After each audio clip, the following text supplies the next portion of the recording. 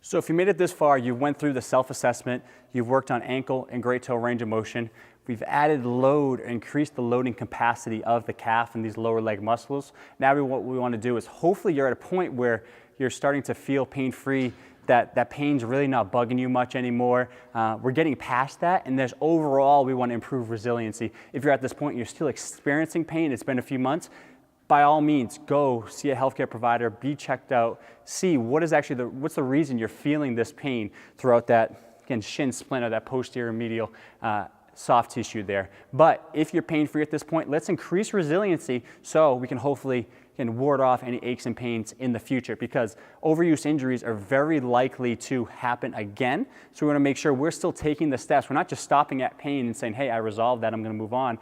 I'm going to then continue to build resiliency within that tissue, build its tolerance to load, so this is not a problem again. So what I want to work on from there is different plyometric or jumping and landing drills. Okay, very simply is working on just a bilateral jump and stick is a good starting point.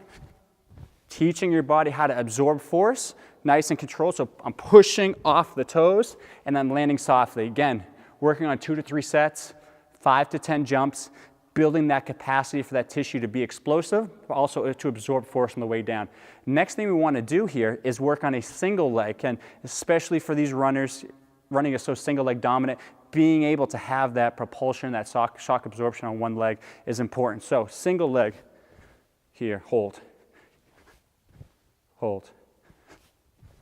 Okay, so I'm just building that foundation with some basic landing-based drills. I'm not really focused on jumping super high.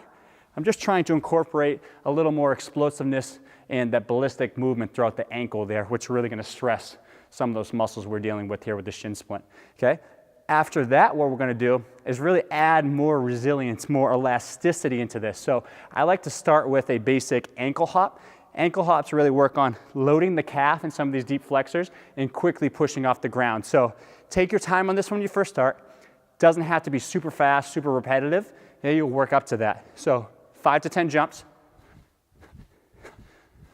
So you can see from there, being able to load quickly and get up in the air. Again, slower transition to start. Once you feel better, again, kind of exploring, is this something that bothers me? Any pain in that same spot throughout the calf? You can increase resilience through that tissue by increasing the speed of that movement, okay? And then from there, because that's a bilateral 2-leg exercise, switching to more single leg focused, so single leg vertical jump, but more repetitive action. So on one leg, okay, so you can see there I'm loading, I'm balanced, I'm control, and I'm getting back up, but all the force is coming down on one leg. So more specific to a lot of the activities we do, walking, running, we're really on one leg longer. Can we load this tissue, control, get back up in the air quickly, okay? Okay, so those are ways to improve resiliency throughout the calf, throughout the lower leg, to help prevent against shin splints. If you're at this point, hopefully you're not feeling experiencing any pain anymore, but those are to take the next step to help prevent these injuries from coming back in the future. Thank you for checking this video series on looking at how to properly resolve shin splints, again, specifically posterior medial pain and posterior tib, some of those deep flexors in there. Make sure you respect the process. This could take you anywhere from 3 to 12 months to get over. So you're working one step at a time, looking at range of motion, looking at endurance throughout the calf, increasing the tolerance to load, and then being able to load that tissue in a repetitive fashion. It's very important that you're not jumping ahead. You're not just going to some of these jumping and landing drills thinking, okay, that's what I need to work on. I'm a runner. I need to really load that tissue as much as possible.